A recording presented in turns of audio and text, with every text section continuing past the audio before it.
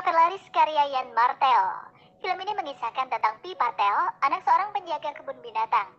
Hidup miskin di Pondicherry, India, mereka mencoba peruntungan dengan hijrah ke Kanada dengan menumpang kapal pengangkut barang. Kerusakan kapal membuat Pi terdampar di tengah Samudra Pasifik dengan seekor zebra, hiena, orang utan, dan macan bernama Richard Parker. Mereka berusaha bertahan hidup di tengah ganasnya lautan. Film ini dirilis pada tanggal 30 November 2012 dan disutradarai oleh Ang Lee. Buat teman-teman yang penasaran sama kisahnya, kita langsung aja ke alur cerita selengkapnya.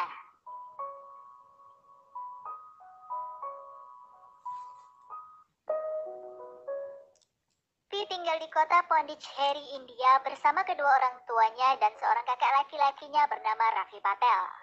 Ayah Pi adalah pemilik dan sekaligus pengurus dari sebuah kebun binatang di kota tersebut. Suatu ketika ayahnya berencana untuk pindah bersama seluruh keluarganya ke Kanada dengan terlebih dulu menjual seluruh koleksi kebun binatangnya. Alasan ayahnya untuk pindah adalah untuk kehidupan yang lebih baik bagi keluarganya. Karena merasa India di bawah kepemimpinan Perdana Menteri Indira Gandhi adalah sebuah kehidupan yang tidak nyaman. Keluarga Patel pun berlayar menuju Kanada. Mereka menyewa kapal kargo bernama Tim Sum dari Jepang sekaligus menumpang di dalamnya. Pi memandangi jejak di lautan yang sudah ia lewati. Nyonya Patel mengingatkan untuk makan di dalam. Pi masih menyesali ketidaksempatannya mengucapkan selamat tinggal pada Anandi. Kapal Tim Sum terus melaju mengarungi Samudra Pasifik tanpa peduli medan. Setelah melewati daerah cekungan Filipina, sampailah mereka di daerah Palung Mariana. Badai datang menghadang kapal mereka. Ombak tinggi menyapu dek kapal. Pi terbangun karena merasakan kapalnya bergoyang-goyang. Ia pun tersenyum karena senang bisa melihat badai di lautan. Raffi dan orang tuanya masih tidur. Ibunya terlihat tidur dengan gelisah. Ia membangunkan Raffi dan mengajaknya melihat badai bersama. Tapi Raffi tidak mau bangun. Pi pun keluar sendirian. Badannya terhuyung-huyung karena goyangan kapal. Ia disambut terpaan hujan lebat saat membuka pintu kabin yang letaknya beberapa lantai di atas kamarnya. Ia pun melonjak kegirangan menikmati serangan hujan badai. Ia menantang alam untuk memberinya badai yang lebih dahsyat lagi sambil tertawa-tawa. Badannya tergelincir ke sana kemari mengikuti goyangan kapal. Ia tetap kegirangan tanpa menyadari bahwa tragedi sedang mengintainya. Ia terpeleset sampai ke ujung pagar kapal. Ia mengamati badai dan wajahnya berubah menjadi ketakutan saat ia melihat ombak yang sangat tinggi menghantam bagian depan kapal dan air yang masuk memenuhi kapal. Pi pun panik. Ia ingat keluarganya masih tidur di lantai bawah yang pastinya sudah terisi air sekarang. Bergegas ia lari menuruni tangga sambil memanggil ayahnya, ibunya, dan Raffi. Tinggal satu tangga lagi menuju kamarnya, tapi lantai itu sudah penuh dengan air. Pi mencebur dan berenang. Ia kaget karena berpapasan dengan seekor zebra di lorong kabin. Ia berusaha membuka pintu kamar, tapi tak bisa. Nafasnya sudah tidak cukup lagi. Ia pun kembali berenang ke atas, berharap keluarganya sudah menunggunya di atas. Pi terhuyung-huyung di dek kapal. Badai semakin dahsyat. Pi mencari dan memanggil-manggil keluarganya. Ia melihat kerumunan kru kapal di dekat Sekoci. Tidak ada keluarganya di sana. Suara hewan riuh terdengar. Beberapa jenis burung dari kebun binatang berterbangan dan tertabrak ke sana kemari. Pi berteriak pada kru kapal untuk menyelamatkan keluarganya yang masih terjebak di kabin. Kru kapal malah menyuruhnya naik Sekoci duluan. Di Sekoci sudah ada si juru masak yang sedang berusaha melepaskan tali yang mengikat Sekoci ke kapal. Juru masak semakin cepat melepaskan tali. Teman-temannya meneriakinya karena ada indikasi ia ingin selamat sendirian. Tiba-tiba mereka dikejutkan oleh suara zebra yang ketakutan di dek atas. Kapal Tim Sum semakin tenggelam. Sekoci sudah meluncur menyentuh air. Hanya ada Pi dan juru masak di dalamnya. Zebra yang ketakutan itu meluncur ke Sekoci, mengagetkan semuanya. Juru masak terlempar ke laut saat zebra itu mendarat. Tinggal Pi dengan seekor zebra di Sekoci yang terdorong jauh ke lautan oleh deburan air yang sedang menenggelamkan kapal. Pi ketakutan saat sadar ia terpisah sendirian. Ia meniup fluid yang digunakan untuk berkomunikasi di lautan supaya orang-orang yang selamat bisa berenang menuju ke arahnya. Pi senang sekali saat melihat ada gerumbul-gerumbul seperti seseorang yang sedang berenang ke arahnya. Ia pun melemparkan pelampung untuk menolongnya. Hujan dan gelap mengaburkan pandangannya. Saat perenang itu semakin dekat, sadarlah Pi bahwa yang sedang mendekatinya adalah Richard Parker si harimau. Ia pun berusaha menghalau dengan dayung, tapi takdir berkata lain. Meski sudah berusaha dihalau, ombak membawa harimau itu naik ke sekoci. Pi yang ketakutan langsung mencebur ke laut. Di bawah air, ia menyaksikan kapal yang meluncur ke dasar laut. Gelombang besar, lampu yang perlahan mati, mencekam siapapun yang menyaksikannya. Karena itu berarti kematian sudah menunggu. Pi kehabisan nafas, ia berenang kembali ke atas dan naik ke sekoci. Ia menyaksikan laut yang berkelap-kelip karena lampu kapal perlahan menggelap dan semakin gelap. Ia menangis sambil memanggil-manggil ibu, ayah, dan Raffi berulang-ulang. Ia berkali-kali minta maaf karena selamat sendirian. Ia menyesali karena seperti perpisahannya dengan Anandi, kali ini pun ia tidak sempat mengucapkan selamat tinggal pada keluarganya. Tidak sempat mengatakan bahwa ia sangat mencintai mereka. Hujan badai tidak lagi menampar-nampar. Hari beranjak pagi, suasana lautan sudah agak terang, tapi ombak masih tinggi. Perahu Pi terlihat hanya sebagai titik yang terombang-ambing. Manusia memang tidak punya kuasa untuk menghadapi amukan alam. Hanya Tuhanlah yang berhak menentukan siapa yang akan ia selamatkan. Ia pun mulai menciduki air yang menggenangi perahu supaya lebih nyaman ditinggali. Ia merasa kepayahan karena gelombang dan hujan membuatnya tidak enak badan. Di kejauhan, Pi melihat orange juice si orangutan mengapung di atas tumpukan pisang. Ia pun melemparkan pelampung dan menaikkan orangutan itu ke perahu. Dia mengucapkan selamat bergabung di perahu itu. Ia ingat kalau orangutan itu punya anak. Ia pun menanyakan di mana anaknya. Seolah mengerti, orangutan itu menunjukkan wajah merana. Pi menghiburnya untuk tidak khawatir. Karena ayah dan ibunya pasti akan menemukan anak orangutan itu dan merawatnya. Malam pun merangkak menyelimuti lautan. Hiena itu mulai kelaparan. Ia berusaha menyerang Pi tapi tetap terhalang oleh terpal. Dan gerakannya dibatasi oleh gelombang yang menggoyang kapal. Akhirnya pembantaian itu pun tak terelakkan. Hiena itu menyerang zebra, membunuhnya dan memakannya. Dalam keadaan panik, hewan-hewan bisa lebih buas. Pi pun kembali ke tempat amannya di ujung perahu. Ia sudah sangat mengantuk tapi takut tertidur karena ia bisa terbunuh kapan saja. Ia terbangun dengan cara yang mengejutkan dan ekstrim. Separuh badannya tercebur ke laut. Otomatis ia bangun dan terbatuk-batuk karena kemasukan air.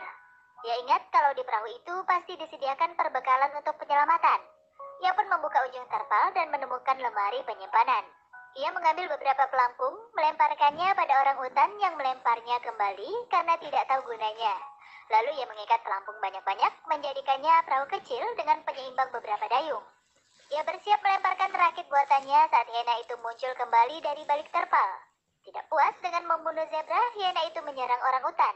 Awalnya sih menyerang Pi, tapi orangutan itu melindunginya dengan menampar hiena. Akhirnya orangutan itu yang diserang. Hiena tidak serta-merta memakan orangutan itu. Pi berteriak-teriak kesal pada hiena itu. Ia ingin membunuh hiena itu, tapi ia sudah keduluan. Harimau yang ditolongnya ternyata tidak pergi. Selama ini ia sembunyi di balik terpal. Ia mabuk laut. Biasanya ia kuat tahan lapar. Tapi karena sudah berhari-hari di kapal dan sekarang di perahu, ia lapar dan keluar dan langsung menyerang hiena. Pi terhenyak. Ia kaget setengah mati dan tak mengira bahwa bahaya belum selesai mengintainya. Setelah insiden kencing mengencingi, Pi pun kembali ke rakitnya sambil terus berpikir. Ia sadar tidak bisa menaklukkan Richard Parker dengan cara itu.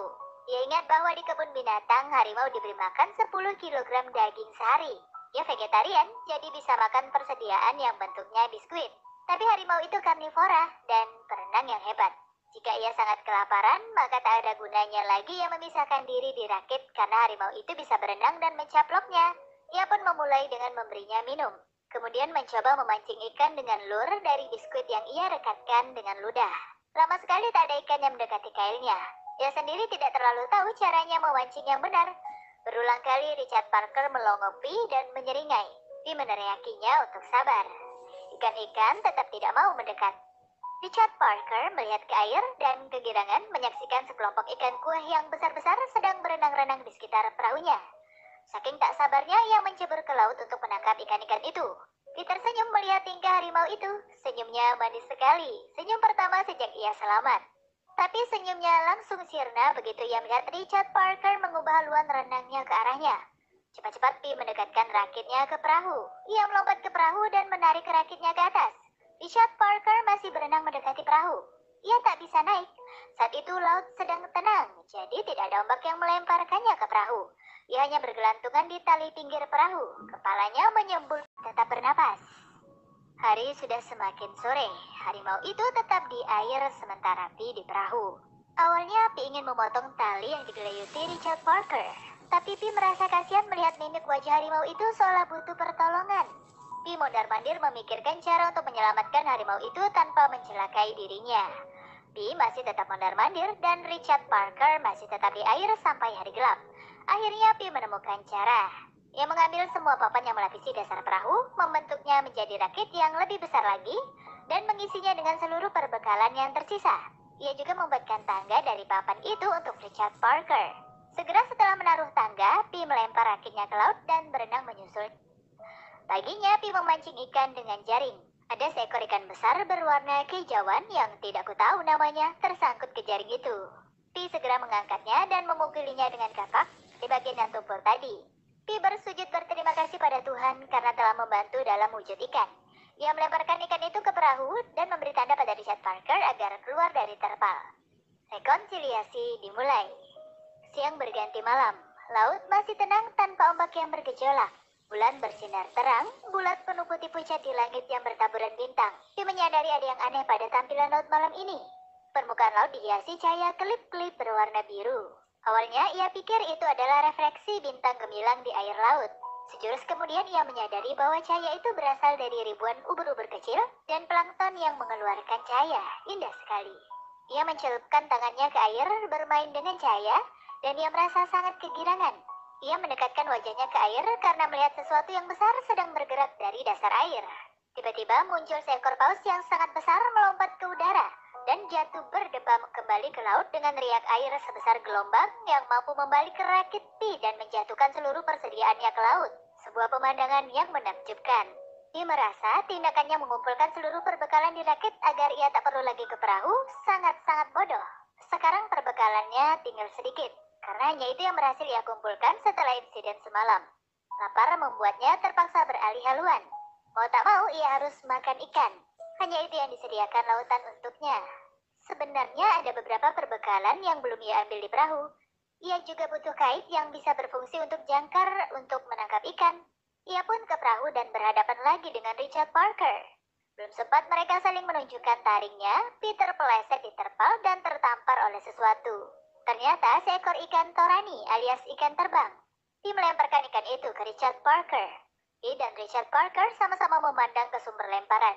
Mereka takjub karena masih ada ribuan ikan di lautan yang siap terbang ke arah mereka. Ikan-ikan itu menampari wajah dan tubuh mereka. Dia hanya bisa melindungi dirinya dengan tangan. Beberapa ikan terhempas ke dalam perahu. Tiba-tiba beberapa ikan cakalang mengejar ikan-ikan terbang itu.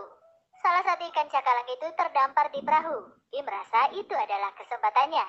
Dia hendak mengambil ikan itu untuk ia makan. Tapi karena jatuhnya di tempat Richard Parker, dia harus berjuang untuk mengambilnya. Pi mengacung-acungkan tongkat untuk menakut-nakuti Richard Parker, lalu mengambil ikan itu dengan jangkar pengait tadi. Lihatlah tubuhnya mengkilat penuh dengan sisik ikan. Pi mulai memakan ikan itu dengan hati terluka. Ia setengah menangis.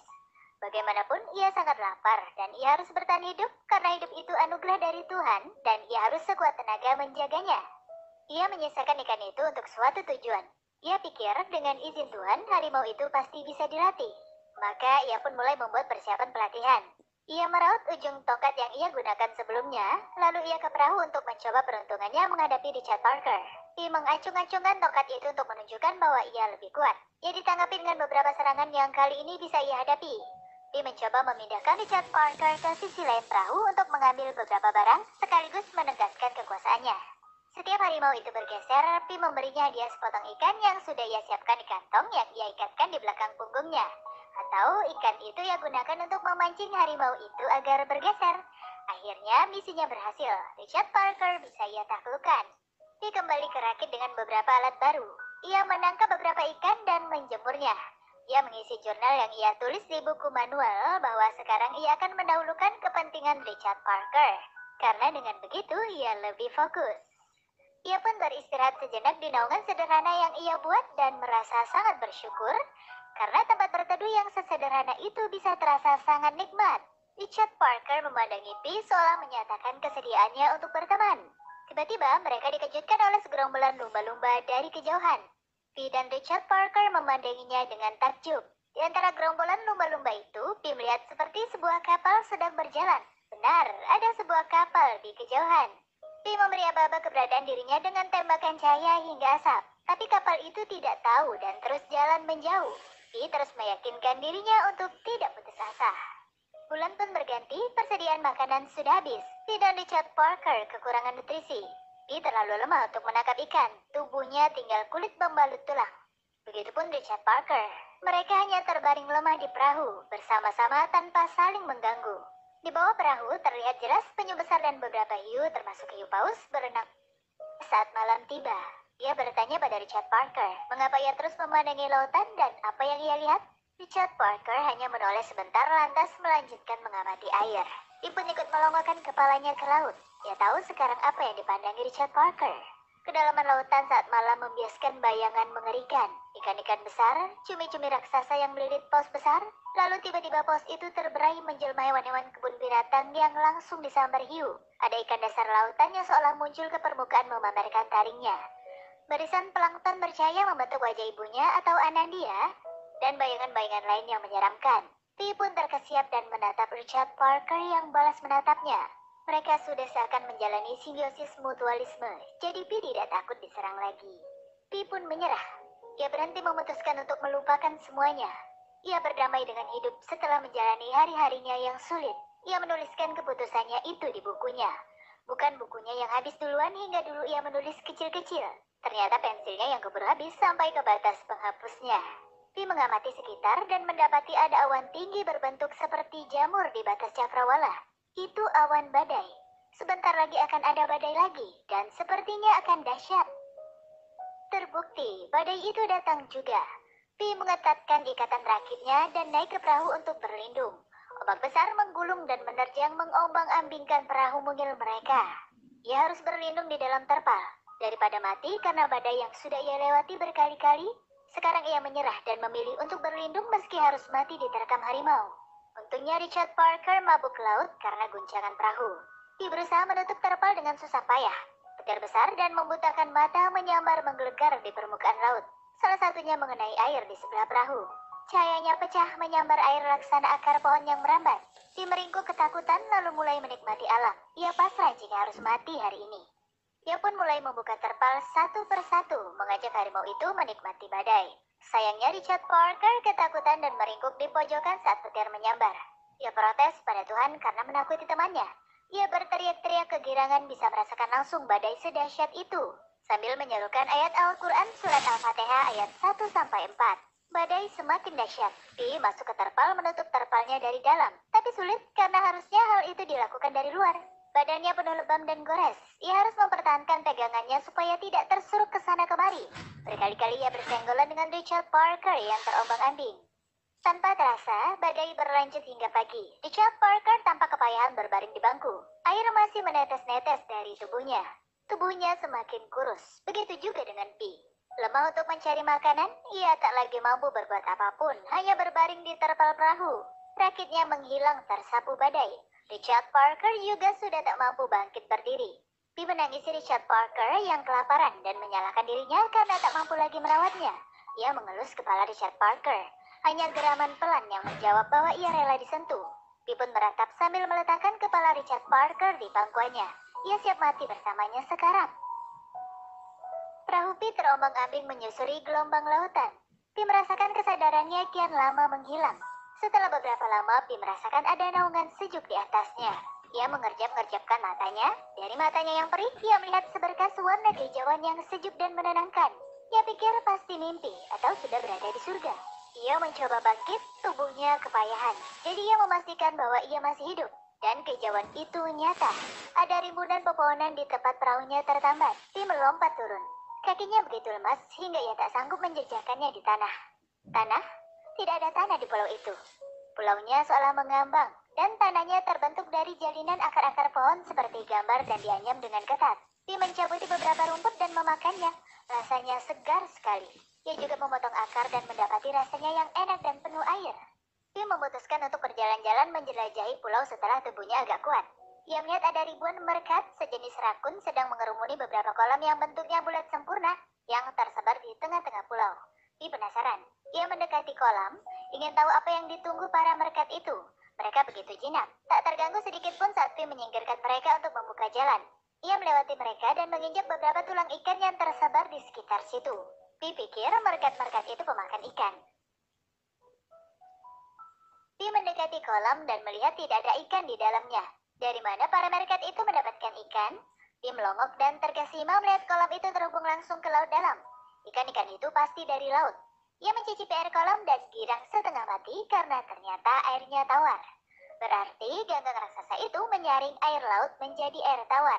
Perhatiannya teralih saat ia melihat Richard Parker sedang menanggapi merkat yang memutuskan untuk berenang. Sekian lama bertemu air asin, ia minum sepuasnya dan membersihkan dirinya dengan gembira. Senja merendah di ujung samudra. Dia ingin tinggal di pulau itu karena makanan dan air tawarnya melimpah. Ia menyiapkan beberapa selimut dan tali dari perahu, merakitnya di cabang pohon untuk ia tiduri. Semakin gelap, Pi semakin dikejutkan oleh pulau itu. Para merkat berlarian ke arah pohon seolah ada hantu yang mengejar mereka di atas sana. Mereka mengerubuti tempat tidurnya dan berdesak-desakan di dahan pohon. Beberapa yang naik terlambat terengah-engah sambil menjilati kaki mereka. Tengah malam, Pi terbangun dan melihat kolam di bawahnya bersinar keperakan. Ia pun takjub dan memperhatikannya. Hatinya seketika menciut manakala ia melihat banyak ikan yang muncul dari dasar lautan tersedot ke kolam dan hancur perlahan, seolah kolam itu mencernanya. Pi menemukan sebuah fakta yang mengerikan. Ia mengkhawatirkan Richard Parker yang ternyata bisa ia lihat dari kejauhan sudah kembali ke perahu. Ia pun lega. Ia memperhatikan sekeliling dan melihat pepohonan juga bersinar keperakan. Seluruh pulau bersinar menarik para ikan. Ia penasaran karena buah yang di pohon juga bersinar. Ia pun memetiknya. Buahnya terasa ringan seperti tak berisi. Ternyata buah itu kumpulan daun yang melekat membentuk bulatan. Ia mengupas daun itu satu persatu dan bulu kuduknya meremang karena ada gigi manusia di dalamnya. Pi terlalu ngeri untuk tinggal di sana. Ia memutuskan meninggalkan pulau itu. Ia membawa persediaan air tawar, ganggang, dan merkat untuk Richard Parker. Lalu ia berlayar kembali. Ia pikir saat ia menyerah, Tuhan membuat ia mampir ke pulau ini untuk melanjutkan perjalanan. Jadi ia harus melanjutkannya. Bulan berganti lagi, persediaan mulai habis. Pi dan Richard Parker kehabisan tenaga lagi saat ia akhirnya terdampar di sebuah pantai di Meksiko. Rasanya kakinya tak sanggup untuk meninggalkan perahu. Ia menjejakkan kakinya di pasir yang lembut dan terjatuh di pasir pantai. Tubuhnya sangat-sangat lemah. Richard Parker melompatinya dan berjalan menyusuri pantai. Sampai di tepi hutan, harimau itu berhenti. Pi berharap harimau itu akan berbalik dan mengaum padanya, sekedar mengucapkan selamat tinggal. Ternyata tidak, Richard Parker melenggang begitu saja memasuki hutan. Pi menangis keras melihatnya. Ia merasa patah hati ditinggalkan begitu saja. Ia masih menangis saat orang-orang membawanya ke rumah sakit terdekat. Pi dibawa ke rumah sakit terdekat. Ia menjelaskan pada Ian Martel mengapa ia menangis. Ia menyesali setiap perpisahan yang tak sempat ia ucapkan selamat tinggal. Ia juga ingin menyampaikan rasa terima kasihnya pada ayahnya yang telah memberinya banyak pelajaran yang sangat berharga untuk bertahan hidup. Namun, semua itu sudah terlambat. Ia tidak punya kesempatan. Film pun selesai dan waktunya saya undur diri. Terima kasih sudah menonton.